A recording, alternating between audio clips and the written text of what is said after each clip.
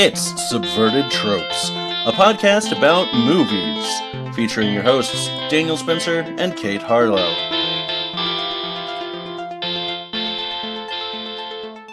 Welcome to another episode of Subverted Tropes. I'm Dan. I'm Kate. And I'm Janine. Janine is a special guest with us today. How are you doing, Janine? I'm doing great. How about you? Doing great. Kate, how are you? I'm pretty good. Good to hear. Good to hear. So, Janine is a guest with us. She has her own podcast that she does that I was a guest on not too long ago to talk about Arrested Development. Janine, why don't you tell our listeners who you are and what you do? Well, my name is Janine, and I run a podcast called Guess What You're Gonna Hate, because I think I missed out on the entirety of the 2000s. My friend Kate, and my very beloved co-host, she actually introduces me to media from the 2000s that I missed out on. Mostly terrible movies, because that's more fun than watching good movies. And we also have minisodes where we discuss pop culture, such as TV shows or celebrities or even video games, which is one of the episodes that Daniel guested on. So it's basically a mishmash of comedy, nostalgia, and terrible movies. So if any of that interests you, you might be interested in Guess What You're Gonna Hate. It is a delightful show, and I highly recommend it. It was very fun. So, Janine, why don't you tell our listeners what you picked and why you picked it? So the movie that I picked is a 2001 movie called Not Another Teen Movie, which is a terrible movie that parodies all these famous teen comedies of the 80s and 90s. So I thought it was a perfect fit for this show because it's basically leaning into all the teen movie tropes of the 80s and 90s. I mean, the high school it's set in is even called John Hughes High. Yes. So and the cafeteria it's also is a 2000s the movie, Anthony Michael Dining Hall. Yep. Yeah. Yep. And their stadium is the Harry Dean Stadium, and I love it. There's just so many, that's honestly my favorite part about this movie. We'll talk about that later. Is like specifically those names, but yeah, it's definitely a trope heavy movie, and like you said, it leans into them. It subverts a few, but is definitely a movie about tropes, as a lot of parody movies are. Right, they take the tropes of the movie they're parodying or the theme that they're parodying, and just play them up. They take them to the 10th level. Yeah, it's basically writing the coattails of Scary Movie or, Date Movie, that whole shtick. Yes, indeed. So when we were discussing what movie you might pick, you did throw a Scary Movie out as an option. This frightened me to my core. Because it is indeed very scary. That's not going to be the case. No. So this podcast got started partially because every year in October, I pick a movie to watch every night, and I invite anyone who wants to come over. And sometimes we'll have friends pick movies for me. Well, one of my friends has trolled me for the past 5 years that he was going to bring Scary Movie 3. But I was very concerned that he was going to see that we had done a podcast on Scary Movie, and that was just going to give him more ammunition. But I was excited instead to go with Not Another Teen Movie. So I'd actually leaned into not Another Teen Movie because at least Scary Movie was pretty popular at the time, and it actually, it's not the worst movie, really, but Not Another Teen Movie is just... It's got, some fans. Some people really love it and think it's incredibly, clever and insightful, but critics at the time absolutely slaughtered this movie. So yeah, when I was doing some research, I came across a few articles of people who were just defending this movie like it was I'm trying to think of something on the same level, but there's not defending this movie like it deserves defense, which it does not. Yeah, some people say it's the best spoof movie since The Naked Gun, which is totally not true. No, not at all. I'm sorry, but if you think that, you're wrong. So factually correct. If that is your opinion, you are factually incorrect. This movie is not. Scary Movie, like you said, it's not a bad movie. It's, as far as spoof movies go, it's fairly enjoyable, but its sequels are horrible, and there are several jokes in Scary Movie that should just never have been a thing. But like this is like if you take those jokes that should never have been a thing and just turn it into a whole movie. Anyway, we're getting ahead of ourselves. Let's get into some of the production of this movie. I will say there are not a lot of stories from the production of this movie. I did not find a whole lot of good research. But there's not a deep, insightful past. It's surprising, there's not a deep, insightful past on a movie that has one of the most disgusting bathroom scenes I've ever seen. It really does. I was thinking that the whole time we were talking about whether or not this was a good movie. I'm just like, that scene, that's the one that makes it not a good movie. It defines it right there. So, like you said, Not Another Teen Movie was released in 2001, planned because of the success of Scary Movie. It was a parody of 80s and 90s high school movies, particularly taking very strong plot themes from She's All That, 10 Things I Hate About You, Pretty in Pink, Can't Hardly Wait, and Varsity Blues. Now, of those movies, I have seen all of them except for Varsity Blues. I don't think I've seen that one. Either of you seen Varsity Blues? Mm-mm. I don't think I've seen 10 Things I Hate About You, but I haven't seen the others. Oh. Well, that's like my whole thing is I don't watch anything. It's like at this point is like I'm never surprised when I haven't seen anything people reference because that's what happens when you go to a private school. So that's fair. All right. So what happens when you watch too much anime? That's not a thing. Yeah, too much anime isn't really a thing. So for the lead role, they really were kind of channeling She's All That and wanted to go with a Freddie Prinze Jr. Look-alike. So they found this no-name actor who had no movie credits to his name and dyed his hair black, and like they were looking for someone who was simultaneously handsome and very cheesy, and they found it in future Captain America star Chris Evans. He's such a baby face. He looks so tiny in this, especially like I watched a few interviews that he had where people brought up this movie, and this was after the success of Captain America, where people were like, yeah, but do you remember Not Another Teen Movie? And like just the stark difference between the two is just insane. So he was being interviewed about Michael B. Jordan taking on the role of the Human Torch. Mm-hmm. And like he was like, did Michael B. Jordan talk to you or ask you for advice or anything? And he talked about how he didn't really, but like they did have a conversation that past experiences have been brought up. And the person interviewing him was like, "Oh, you mean Not Another Teen Movie?" And he was like, "Yeah. But I mean that movie wasn't a work of art. They made me stick a banana in my ass." Oh, Chris Evans. But Chris Evans though. I mean, yes. Like that scene where he comes out covered in whipped cream. I mean, it could just be a lot more of that. I just got distracted. I'm sorry. Let's get back to podcasting. So it's actually a pretty big cast of names for a movie that kind of got panned as much as it did. Jamie Presley got cast in the role of the cheerleader captain. Mm-hmm. Randy Quaid plays the father of the quirky, rebellious girl who's played by Chyler Lee, who got proposed. Who's also Leslie Gray in Grey's Anatomy, which is what I recognized her from. I knew her face, but it just like didn't click with me. Huh. I don't watch Grey's Anatomy, but on purpose. Don't. He would be decent if I happen to have it on. That's true. And makes wild predictions about what he thinks is happening. That is correct. We could do a whole podcast out of that. We could. Of just like I've seen 3 seconds of this episode. Here's what I think is going on. And usually I'm right. Sometimes, occasionally. Once. Usually he gets that they're in a hospital. Yes. Jungle to Jungle star Sam Huntington stars as Ox. Ox is one of the 3 sex-starved young boys who are just dying to... Sex it up. Sex it up. Yeah. Making pacts to lose their virginities at prom and all that sort of... I mean, it's a trope is what it is. Yeah. And one of them is Sam Levine. Sam Levine? I'm not sure. I'm not exactly sure how to pronounce it, but he's from Freaks and Geeks, and he's amazing, and I love him, but he's so bad in this. He's so bad. I don't think anyone's really good in this. That is a very good That's point. fair.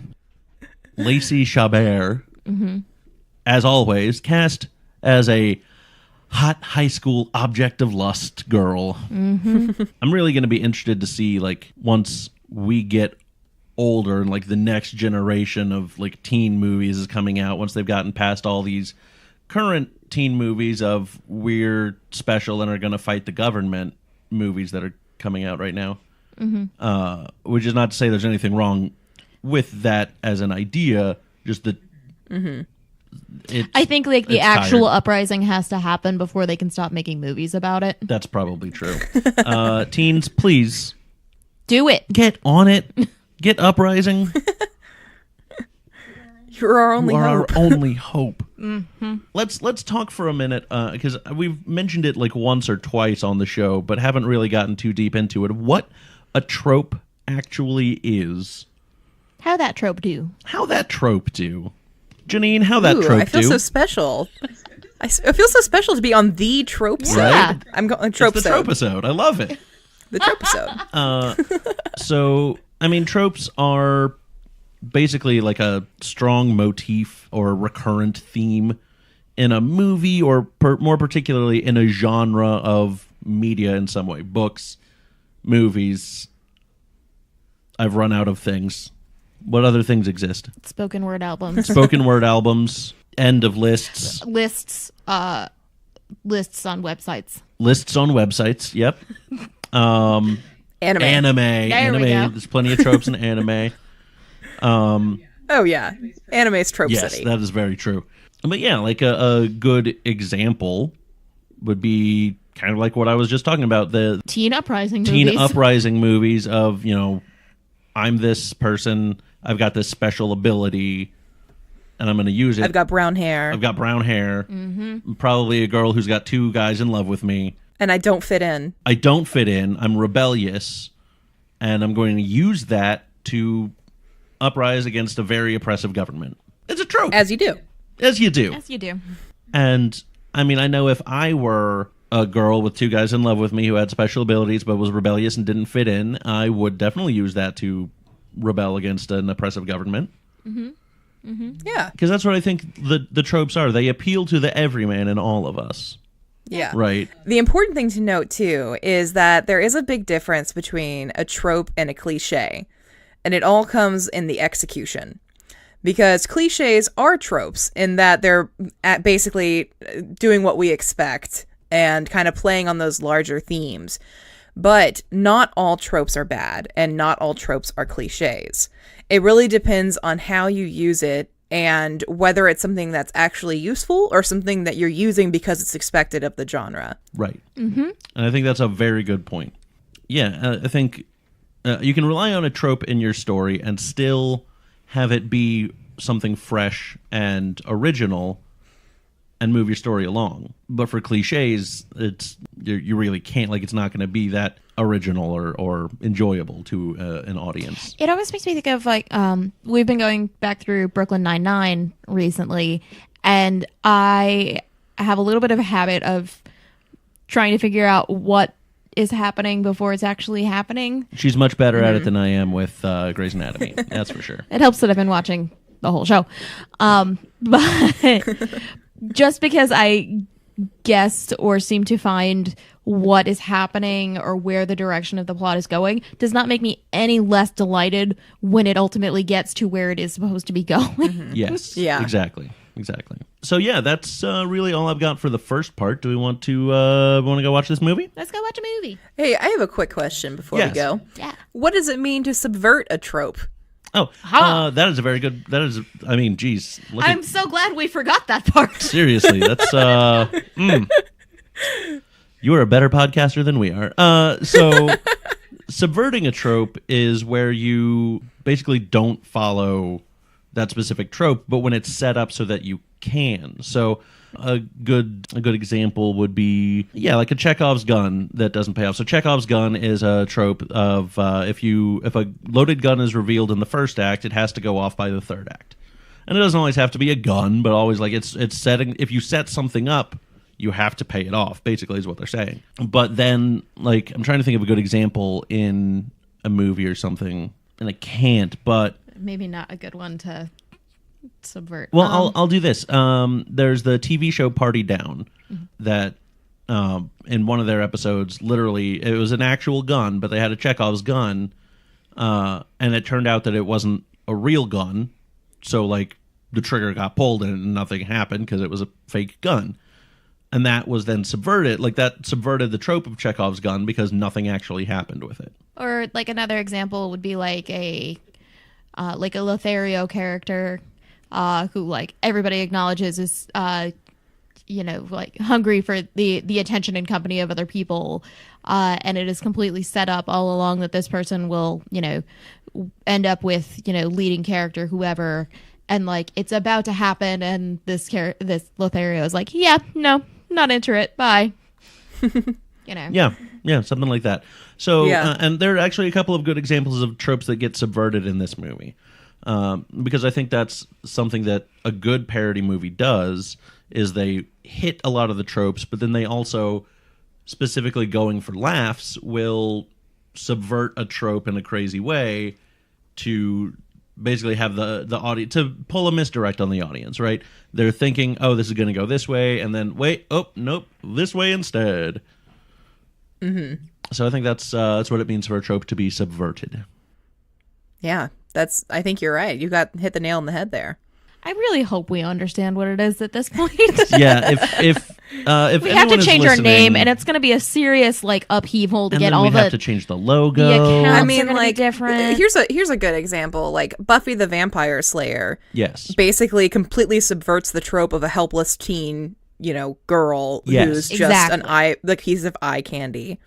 Because she has agency and she can actually defend herself. Yes. And almost every episode has some sort of nod to that about girl power, because that's what was cool back then. So yeah. And let's be honest, girl power is still pretty cool. Absolutely. But there's a very particular kind power of girl power that's in Buffy the Vampire Slayer. Yes. That's very true. So yeah, let's take a break and watch this movie. Yeah, sounds good. And we're back. Yep. Yay. It's over. That movie happened. We survived. We did. Oh, but barely. Oh, that movie. I forget how much of a train wreck that movie is. I really just think there were large parts of it I willfully forgot. I just said, no, I don't want to remember that. Yeah. I think that's a good call. The whole subplot of Jake, the character played by Chris Evans, his sister. Ugh. Buh. Yeah, his sister is sexually into him, and it's fucking weird and does not play for laughs, in my opinion. Like, they're trying to go for it. It's supposed to be spoofing Cruel Intentions. Oh, that's right. Yeah. Ew. Yeah. Yeah, it doesn't work very well. Because basically, Chris Evans' character is pursuing this girl played by Lexi Gray. I keep thinking of her as Lexi Gray, because when you see someone for so long, that's who they are. Yeah. Janie Briggs, and so he's trying to transform her all Pygmalion style into a perfect hot girl for the prom, and his sister is actively sabotaging him in that regard. How did I not realize that She's All That is totally a Pygmalion story? Lots of movies are Pygmalion stories. I mean, that's true.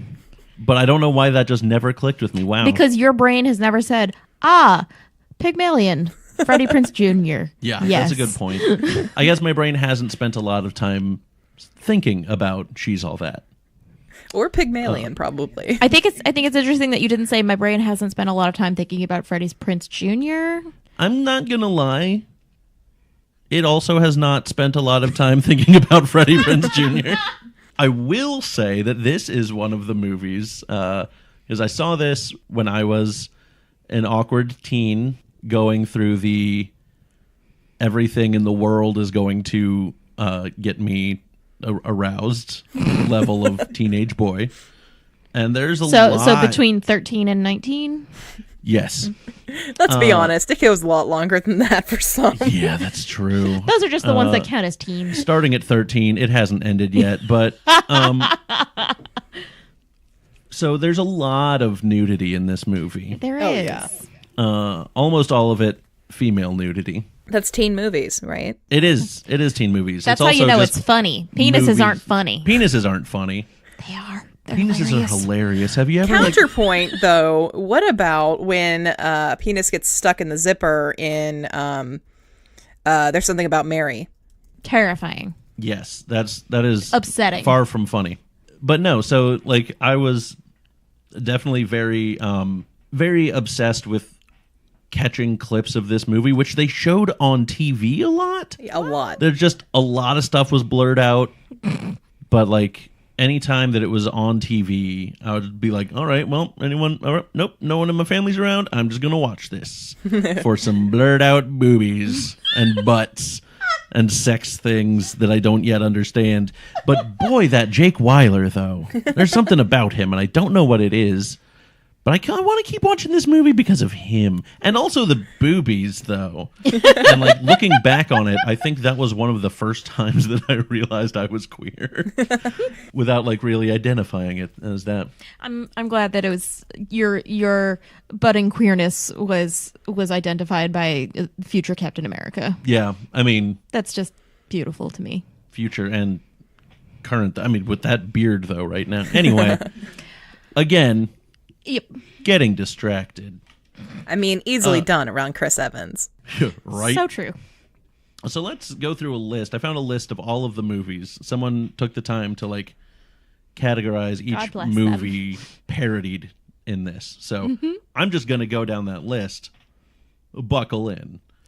10 Things I Hate About You, Almost Famous, American Beauty, American Pie, Better Off Dead, The Breakfast Club, Bring It On, Can't Buy Me Love, Can't Hardly Wait, Cruel Intentions, Dazed and Confused, Detroit Rock City, Deuce Bigelow Male Gigolo, Drop Dead Gorgeous, Election, The Faculty, Fast Times at Ridgemont High, Ferris Bueller's Day Off, Grease, The Heathers, Jawbreaker, Just One of the Guys, The Karate Kid, License to Drive, Lucas, My Bodyguard, Never Been Kissed, Pleasantville, Porky's, Pretty in Pink, Risky Business, Road Trip, Rudy, Save the Last Dance, She's All That, 16 Candles, 3 O'Clock High, and Varsity Blues. Are you okay? Do you need to take a break after that? Yeah, I think I do. It's all right, buddy. We got you. Do you need to hydrate? Oh, thank you. Yeah. Give me some water. I wish I had some sort of liquid I could jokingly chug just for the audio of it. Glug glug glug glug glug glug glug. There we go. Look at him chug.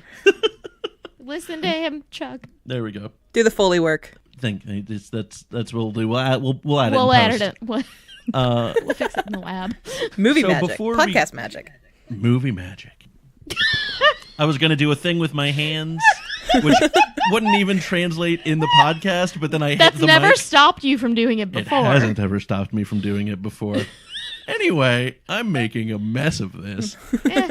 So before we dive more into what makes this movie maybe not so good, I do want to spend some time. There were things about this movie that I did enjoy. Oh, absolutely. Oh yeah. The music. Yes. Great They soundtrack. did such a great job of modernizing, I guess, for the 2000s, but like taking these... By having Good Charlotte cover having everything. Good Charlotte cover everything. Good Charlotte, of course, was the band at the prom. But like it was a lot of kind of 2000s covers of classic 80s songs, especially ones that were used in 80s movies. And I loved it. Yeah. I was super about that. I mean, I will always prefer, well, not always, mostly always prefer the original versions of songs, but I think for what they were doing with this movie, that was the perfect way to do it. Oh, yeah. I mean, I was and even talking to some people about this film earlier because I was like, oh, yeah, I'm about to go watch not another teen movie for this podcast, Subverted Tropes. You're like, oh, yeah, that movie's terrible, but the soundtrack, though, it's really good. Don't sleep on the soundtrack. Yeah, it's real good. And the song Prom Tonight, I think is what it's called. Yes. That was actually all of the cast members singing. There was no one singing for any of them. They all did their own vocal stunts. They were stunting vocally. Let me take a look. And then yeah, like we were talking about earlier, the nods to other to the 80s movies that were more visual, like Harry Dean Stadium, Anthony Michael Dining Hall, John Hughes High. The fact that their team was the Wasps, which isn't really a nod to a movie, just the fact that everyone in those movies were waspy as hell. If I remember right, there was a sign in the background that said something like, "The Wasps are rich with talent," or something like that. I think that sounds nice about touch. right. Yeah. And of course, the whole Breakfast Club detention bit, where they're all in detention in a set that looks exactly like if it wasn't actually the exact Breakfast Club set. Yeah. Yeah, it was. I thoroughly enjoyed those aspects. Janine, how about you? What aspects of this did you thoroughly enjoy? Well, there were several moments, mostly that surrounded around Jenny and which is the main girl, and Jake, who's Chris Evans. And like there's one scene in particular where he comes over to her house and she is downstairs painting. And she's supposed to be like this brooding, like she's not popular because she's got like paint on her overalls and things like that. So you're like, oh, okay, we're going to see how artistic she is. And she's painting a stick figure painting of like basically a mom and daughter. And it always makes me laugh because it's just so ridiculous. Yeah, and I do love the line, "Is that your mother? You have her eyes." Because they're just stick figure eyes. Like it was very, very funny to me. And there's What I also another love- scene where she jumps into the pool because she's being crazy and drunk or whatever. And when she gets out, and Chris Evans at this point, he's like falling for her, that's the whole overarching theme here. And he's like talking to her, and then the mean girls come up and they're like laughing at her and like, "Oh, are you gonna cry? You gonna cry?" And they pour water on her over her dress. And like, it's like, "Oh, don't cry." And she bursts into tears and starts running around the pool because her dress is ruined, but she had just come out of the like soaking wet from the pool. And it's delivered so great. I love it. I love it. And I love you can hear someone yell in the background, "That's gonna stain." Yeah. It just killed me. Kate? One of the other parts of that scene, when he goes over to her house and they're in the basement, there's this big revelation of like, "Oh yeah, my parents pay for an artist to go to art school every year," and she gets really excited. He goes, "Yeah, this year we picked so and so. I think you'd really like her work." Yeah. It's just it's delivered real well. like those kind of jokes and tropes and their delivery I appreciate, and they're like done super well. Yeah. Yeah. Also, I kind of liked much enjoyed some those. of the stereotypes that the characters fit into of just general John Hughes like movie stereotypes. Like, for example, there's the stereotypical like Asian character that's like parodied too. At least I think there wasn't there?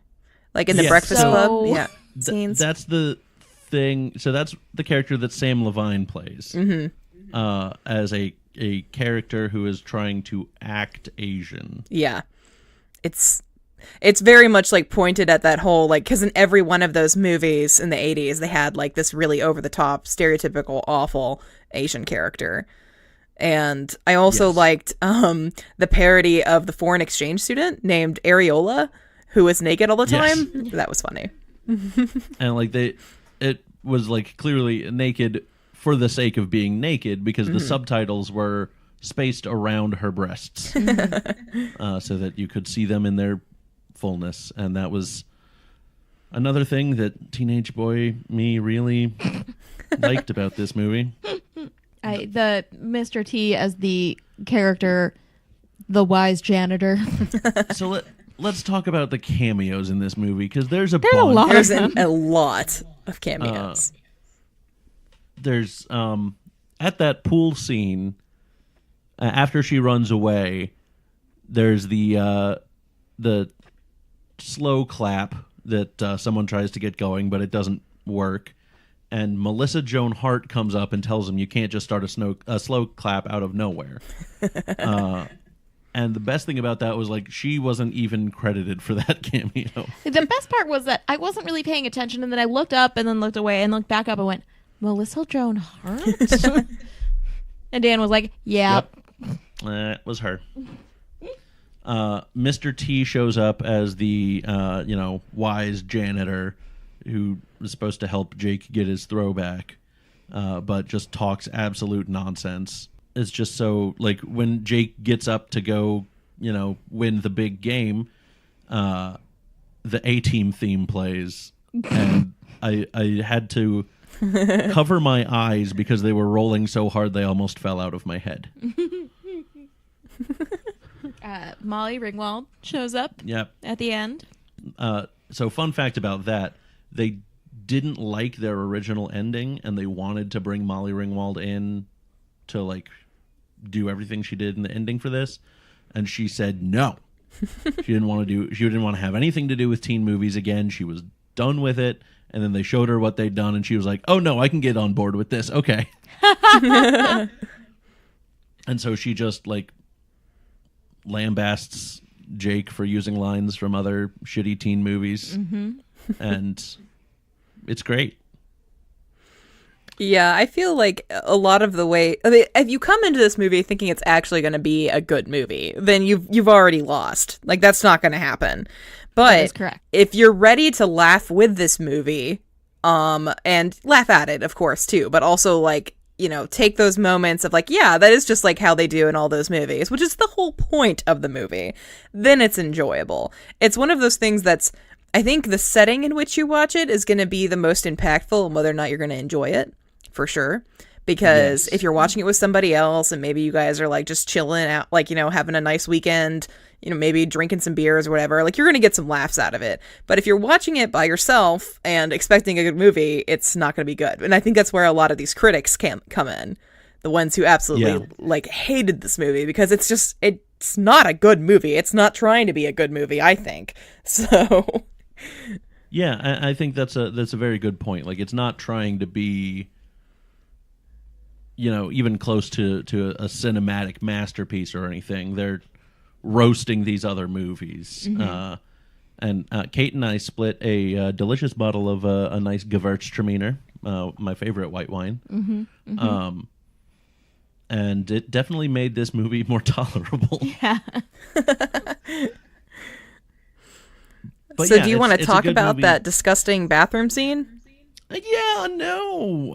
So that disgusting bathroom scene, they hit a comedy trope in this movie of, oh, well, this thing is definitely not happening. And it wasn't a smash cut to, but it was, a couple minutes later. So the sex-starved boys are talking about sneaking into the women's locker room. And Ox says that's it's just a normal locker room, like they're just doing the same things we do over here.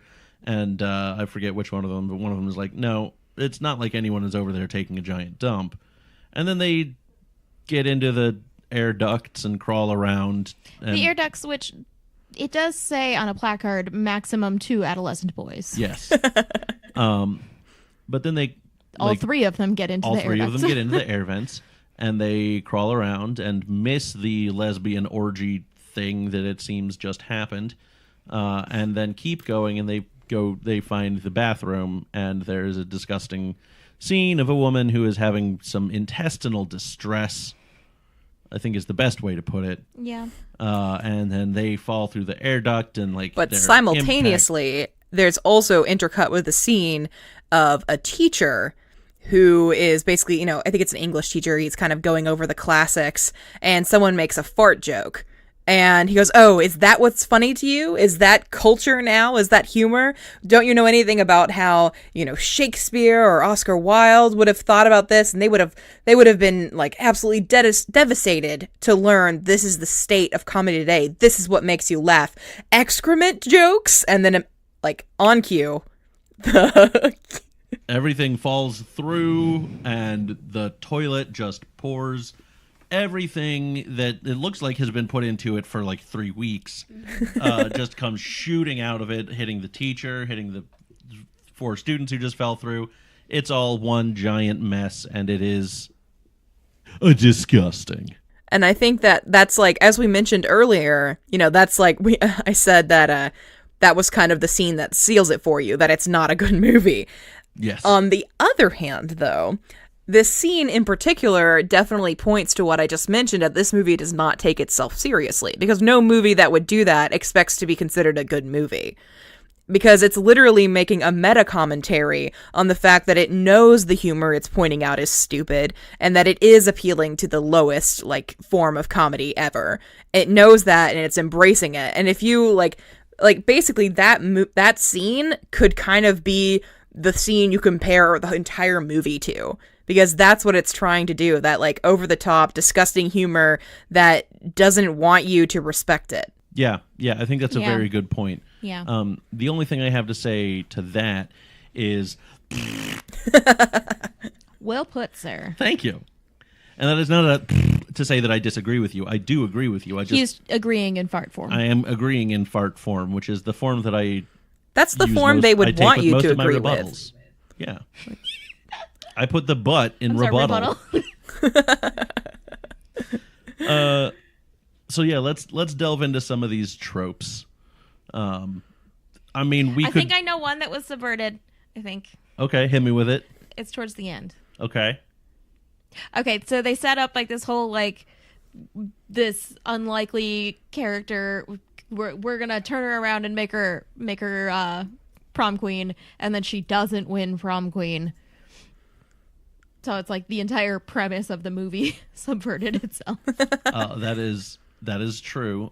Also, in that there is a Chekhov's gun of sorts. Yes, there is. Also, so they mention when they're going through to figure out which girl Jake is going to turn into the prom queen. They talk about the Fratelli sisters, who are conjoined twins, conjoined at the head. But together they make something one like hot girl. Yeah. And then together they win prom queen. And it's just that one I think is a very subtle one that I think pays off very well at the end. I do love that scene when they're going through like the list of girls that he might be able to choose, because they point at a woman who's supposed, who's an albino guitarist, and it's like, no, guitarists are always hot. And then, basically they keep pointing out like all these people like who, stereotypically would not be considered attractive, especially to like a douchey like teenage boy. And then Janie starts coming up the stairs of the high school like, oh no, anyone but her. She has glasses and a ponytail and there's paint on her overalls. Yeah. Yep. It's so well done of just like making fun of that whole idea of like, here's minor things and you're just gonna be like, no. Yeah. Also the character of Austin, the friend that Jake bets with, the like super douche bro jock character, very reminiscent of a lot of Billy Zabka roles, but was actually specifically based off of two roles, one from Varsity Blues and I forget what the other one was, but both of those were roles that Paul Walker played. Oh, okay. They kind of combined into one to be played by that guy. But I thought of another trope that got subverted. Hit us with it. So the character, I can't remember his name now, and that just makes me feel like a worse person. The character of the stereotypical black friend. So they have him the whole movie. He is the stereotypical black friend, and anytime he has something more in depth to add to the conversation, he is cut off or not allowed to speak or not given grounds to continue his thought. And it is set up that is his role. His role is to be there. Is that there is like a typical high school party, and there is another person of color there, and he walks up and he's like, "What are you doing here?" I'm the stereotypical black friend in this high school. And the other guy is just like, I'm so sorry. Here, take this beer, which is 80% foam. Which Dan has explained to me is probably an appropriate amount of foam for a high school keg, but I wouldn't know. Yeah. I mean, I wouldn't know either. I was shocked and surprised. You just not invited to parties. You just know more about beer in general. I just know that like high school kids aren't going to know how to work a keg, especially with a picnic tap like that. And like they're just gonna bone the poor, and that's fine. They've got time to learn. But anyway, this character at the end of prom, Jake is leaving to try and stop Janie from running away, or whatever. And he stopped and said, "Do you know where Janie went?" And he said, "Oh, yeah, I'm not really sure." And then he gives him like very, very intricate, detailed directions as to where she has gone to. And Jake turns and says, "You are a person of worth and value and everything. You have a lot more to offer, and you don't get enough credit and attention for being a human person." And it seems like it's about to be a really beautiful and earnest moment. And then he says, "Yeah, I would love to talk to you about that." And Jake says, I gotta go. Yeah. Yeah. It's just this great, like, you know, I really value you and you're great. And then, like, he launches into, like, I want to talk to you about this, like, you know, racism and, like, all this stuff. And then, yeah, it's just like... It has a lot of promise and then is lost like, all in that almost moment. a record scratch moment of, nope, I gotta go. It's great. I think, you know, I was just mentioning about how you could take that one bathroom scene to kind of, like, compare to the rest of the movie as, like, a context thing. But, you know, really thinking about it, the opening scene does that. Yeah. Yeah. The opening scene is a caught with your pants down trope. Janine, tell us more about that. So, literally, when I brought this movie up to my husband, he was like, you know, have you ever seen another movie before this one that had a woman using a vibrator in it? And I was like, I had willfully forgotten that part. But yes, the opening scene literally involves a girl trying to use a oversized marital aid, super as one might aggressive. say. A super Very aggressive. That's not how that works. And as she's trying to use it, her entire family comes in, followed by her priest and a bunch of kids from the community center where she volunteers because it's her birthday and, you know, they want to celebrate and give her cake. Then her dog starts investigating why there's a buzzing sound. And her efforts to then hide this marital aid are basically sabotaged because she can't turn it off. And so it's still stimulating. This is the beginning of this movie, by the way. This is how this movie opens. It is still, you know, getting her off or whatever. And her parents think that, oh, you're just really sick, aren't you? And they're trying to get her bed sheets off first so they can help her, you know, like cool down. And she's trying to pull them back on, which in turn causes that marital aid to fly into the air and land smack dab on the birthday cake, splashing white Everybody cake frosting everything. all over the room, but especially on her face. And that's And the face of her priest. yes. Yes. Yeah. Yeah. It is definitely like, I don't know, refreshing isn't the right word, but like good to see like a, how am I going to say this without sounding weird? A depiction, a sex-positive portrayal. a sex-positive portrayal. Except for the part where she's interrupted Right. by a parade of people. Also, she's jilling off to "She's All That." Which is what this movie is doing. Right. That's exactly what this movie is doing. Maybe this movie's much more clever than we ever thought. I think so. I feel You know like- what we should do? We should watch Nope. this and "She's All That" next to each other, right? While playing Simultaneously. the Dark Side of the Moon album. Exactly. Janine gets it. I don't know when we're gonna do that, but I'm sick that day. Oh, that's a shame. Oh, I'm That's a washing shame. my hair actually, so Oh no! I think it's all on you. Well, but you have I'll to just live tweet stream it. it. Oh yeah, no, it's not even. I mean, I'm going to be live tweeting it as well as I'll be on Instagram. It'll be a live video, and it'll just be perfect. Everyone will love it. We can start a Twitch channel and ensure that we never get any subscribers ever. That is it. That is what we'll do. We're gonna Twitch it. Yeah, no. But no, that actually does lead me into in terms of like sex positivity towards women. That leads me to another trope that is subverted, which is the grand sexual gesture. So in so many teen movies, there's like, sex is a big thing, and like the woman makes this grand sexual gesture towards her, the person who's interested in her and wants to,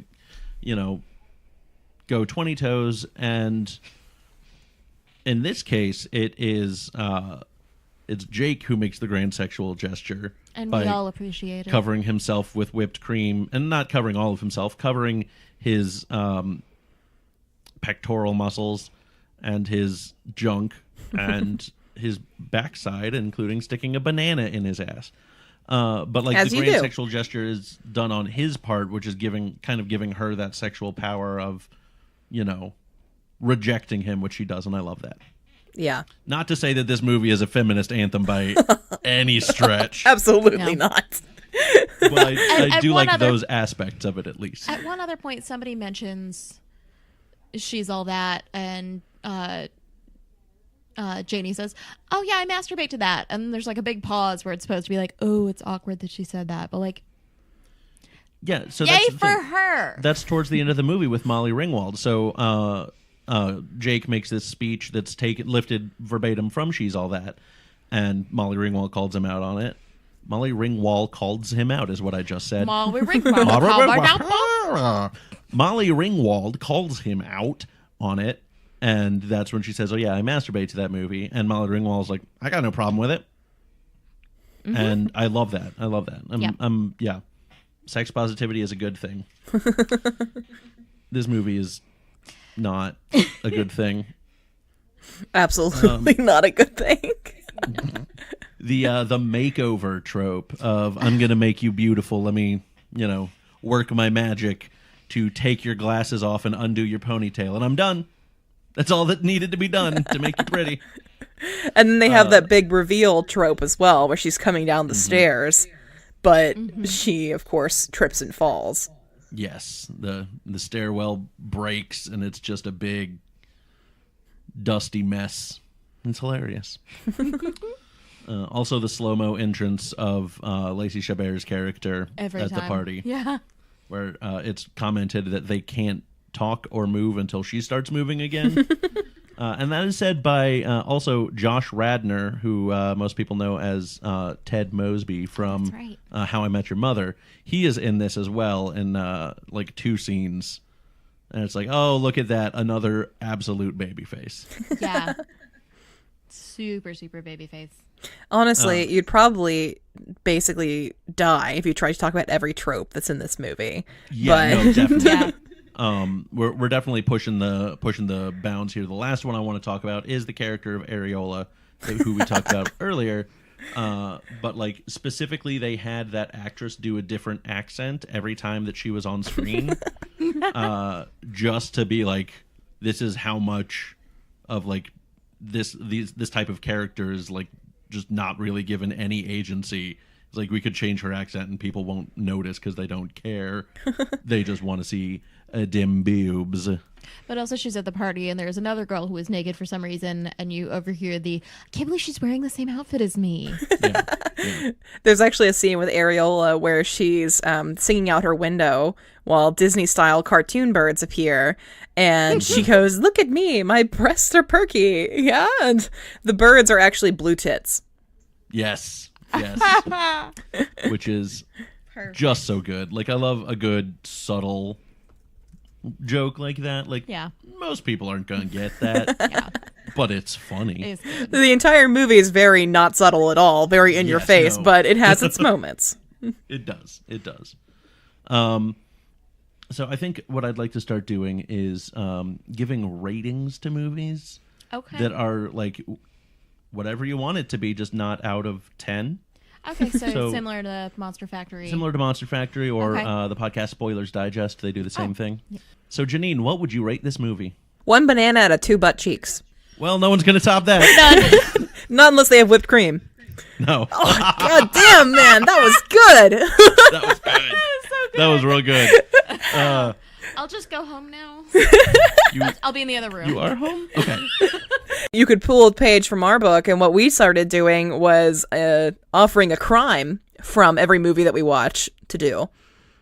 Ooh, And there are so many things in this movie you could do that are incredibly lots of crimes illegal. in this movie. the crime that I will suggest is throw the winning touchdown to a kid who can't handle tackling. That's actually pretty funny too. It was pretty good. It was a Rudy style, like, give the ball to the underdog and let him score his big touchdown, and then he gets tackled, one up top and one down bottom, going in opposite directions, and is literally torn in half. And with that, yes, that's, I think, a great button on the on the show here. I can't top either of those. So, Janine, if our listeners are listening, which is usually what makes them a listener, they are definitely enjoying this and particularly enjoying your contribution. Where can they find more of you? they can find us on, of course, anywhere you get your podcast, looking up Guess What You're Gonna Hate. You can also find us at hatepodcast.com, on Twitter at hatepodcast, or on Facebook at Guess What You're Gonna Hate. Fantastic. Thank you very much. Anything else you'd like to plug? Is it bad that my first response to that was Chris Evans? That's exactly the content that we are going for. 100%. That is the right answer. And you have won the podcast. Congratulations. Oh, okay. You guys can pack up shop now. Yep, it's yours. All right. I'll take it. Thanks, guys. It's been a lot of fun. Thank you so much. It has been a blast. Thanks so much for joining us. As always, those listening to us can find us on iTunes, Podbean, YouTube, wherever you find your podcasts.